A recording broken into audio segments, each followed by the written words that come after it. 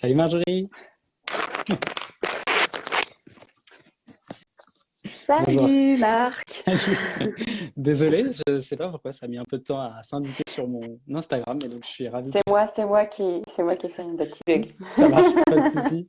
Bon, en tout cas, bonjour à toi et puis bonjour à tous ceux qui nous rejoignent et qui vont suivre ce live avec nous. J'ai peut-être donné un peu le contexte, en tout cas, ça me fait super plaisir d'avoir ce temps. Ça Moi faisait aussi, longtemps qu'on en trop parlait. bien. Ouais, génial. Trop bien.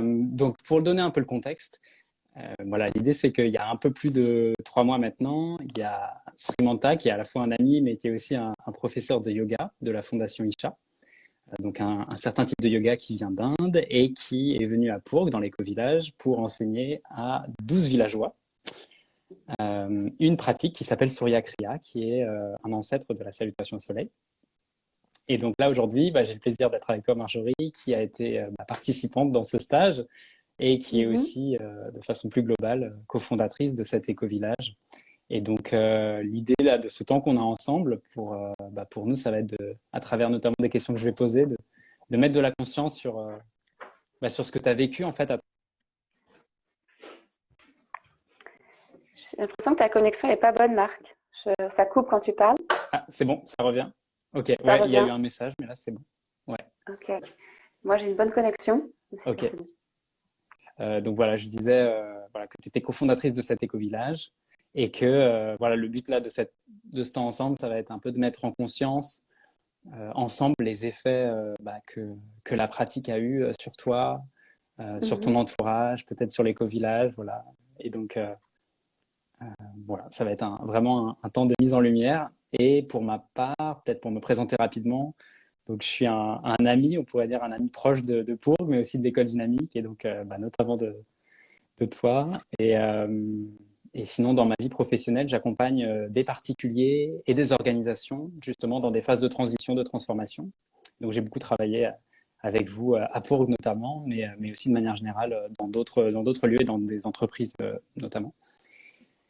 Et depuis peu, j'ai fondé le Centre Nectar, qui est justement un centre qui va mettre en lumière, transmettre des pratiques de bien-être qui ont fait leurs preuves scientifiquement et qui sont très puissantes pour permettre aux Occidentaux notamment de découvrir ce monde, voilà, cet univers que l'Orient a su explorer depuis des milliers d'années et qui apporte depuis des milliers d'années de la sérénité, de la joie et bien plus encore. Donc on va pouvoir Mhm. explorer ça à travers ton expérience à toi dans ce début de parcours de ce type de yoga. Et puis sinon, moi, personnellement, je pratique effectivement ce yoga depuis plusieurs années maintenant et c'est pour moi vraiment une joie de faire rentrer un peu les gens dans cette coulisse, dans ces coulisses en fait de ce qui me nourrit en fait au quotidien et qui est finalement encore plus mon métier, j'ai l'impression, que ce que je fais professionnellement parce que c'est la base en fait de tout ce que je réalise aujourd'hui dans ma vie. Voilà, donc ça c'est pour le contexte et puis merci beaucoup à l'éco-village de Pourg aussi d'avoir accepté de prendre cette disponibilité et à toi Marjorie. Et du coup, je vais te poser plein de questions et je suis super curieux des réponses. Voilà, donc peut-être première question, j'avais envie de te demander qu'est-ce qui t'a motivé en fait à faire ce stage de yoga il y a 3 mois? Qu'est-ce qui a été le facteur voilà, qui t'a donné envie de tester? Euh, hmm. Quand c'est arrivé, là, il y a 3 mois à Pourg, je crois que le facteur déclencheur, c'est toi et Geoffrey. Je pense que vous êtes les deux personnes qui m'ont convaincue, mais même pas convaincue pas dans la parole, dans ce que vous incarnez. Et quand ça s'est arrivé à Pourg et que ça s'est fait avec une fluidité, que le stage allait avoir lieu et, et le contexte aussi dans lequel ça s'est passé, quoi. Tu avais envie d'impulser ça, Geoffrey découvre que tu as envie d'impulser ça et il découvre que tu as la même pratique que lui. Mm. Et tout d'un coup, vous vous associez et ça s'est fait en quelques jours, en fait. Donc là, ouais, je me suis dit, OK, il y a une pratique de yoga, j'en entends parler depuis très longtemps du yoga, mais je n'étais pas très inspirée. Et là, ce que vous incarnez, moi, depuis que je le connais et depuis que je connais Geoffrey, c'est-à-dire quelques mois qu'il vit avec nous, donc Geoffrey est un villageois qui est en intégration à Pourg, et de le côtoyer dans le quotidien et de voir ouais, cette lumière qu'il a, je me suis dit, OK, là, ce yoga en particulier, il m'appelle. C'est pas, il y a quelque chose dans la posture de ces personnes, dans ce que je sens au fond, dans l'essence de ces personnes, qui Mm. m'interpelle, qui me rend curieuse, qui m'intrigue. Et donc, si en plus, il y a un truc à Pourgue qui est là, chez moi, avec 12 autres villageois, 12 autres Pourgouillous, bah, j'y vais, quoi, en fait. Là, tout est aligné pour que j'ai rien à faire, en fait. Là, le truc, ça invite à moi. Donc voilà, c'était un concours Mm. de circonstances qui a fait que c'est arrivé là. C'était servi sur un plateau d'argent, je n'allais pas dire non. Trop bien. Et alors, comment tu as vécu ce stage, du coup? Waouh! Déjà, le fait qu'on soit 12 villageois à vivre la même chose pendant 48 heures, c'était pour moi extraordinaire parce que c'est quelque chose qui est très rare. Dans le village de la liberté où chacun fait ce qu'il veut quand il veut, bah, le fait d'avoir la même envie au même moment sur un même centre d'intérêt, c'est exceptionnel. Et donc là, déjà, je me suis dit, OK, si ça se passe, qu'on est 12 dans cette salle et qu'on est tous en train de recevoir la même chose, ouais, là, il y avait pour moi quelque chose qui disait, ouais, c'est ce truc-là. Il est particulier parce que être capable de nous réunir tous les 12 là, c'est pas évident. Donc déjà, ça m'a touchée d'être tous les 12 à faire cette pratique. Et je l'ai vécu comme ouais, c'était intense, c'était beaucoup de discipline et en même temps quelque chose de très fluide. Et c'est vrai que je l'ai vécu aussi avec Sri Mental, finalement ton ami et ton, je sais pas comment tu l'appelles, c'est ton prof, maître, je sais pas trop d'ailleurs comment tu le Moi, je dis, qualifies. ouais, c'est une bonne question. Je dis mon ami à la base, mais c'est finalement le co-animateur là des formations qu'on va faire au Hmm, Centre Nectar. Et puis, sinon, je dis professeur de yoga. Ouais. Je dis pas maître. ok. C'est vrai qu'il n'y a pas forcément ce rapport-là. De manière Mhm. générale, ouais, c'est vraiment plutôt des professeurs de yoga. Ouais. Ben, je pense que lui, il a fait la différence aussi. C'est-à-dire que quand tu nous as dit que tu allais organiser un stage avec un yogi, ton ami, ton prof qui allait venir à Pourgue, j'avais une idée de cette personne qui allait venir, qui était bon, ben, un yogi de 60 ans, hindou, qui allait débarquer à Pourgue. Et là, je vois un gars de 35 ans, plutôt cool, parisien, et je fais, c'est lui le prof Sri Lanka. Ok, il y a eu un petit moment de bug, un petit décalage, un petit réajustement pour moi. Et je me suis dit, ok, alors là, ça devient très intéressant. Si c'est lui le prof de Marc qui lui a fait vivre des merveilles, je me suis dit, waouh, c'est hors norme, décalage, et donc du coup, j'aime ça. Mm. Et ouais, je crois que c'était aussi ce qu'incarne Sri Lanka qui m'a beaucoup parlé. C'est-à-dire que bah, il montre que c'est possible, même en étant un occidental, d'accéder à une profondeur dans l'incarnation du yoga, quoi. Mm. Et je pense que ça m'a beaucoup parlé parce que quand un yogi hindou arrive, bon, bah, je me dis, ok, forcément que pour lui, c'est évident, c'est sa culture, il est tombé dans la soupe quand il était petit, donc bon. Et ce qui marche pour lui va pas marcher pour moi. On n'a pas les mêmes gènes, la même constitution, la même culture, tout simplement, Mm. la même histoire. Donc là, ouais, il y a quelque chose du fait que Sri Manta soit un occidental, 35 ans, qui a un parcours qui est ce qu'il est et qui pourtant a un engagement avec ce yoga qui fait que ça transforme la personne qu'il est, quoi. Mm. Donc ça a été décisif aussi pour moi. Et après ces 48 heures en fou, ça a transformé un truc dans mon corps, quoi. Ouais, c'était assez.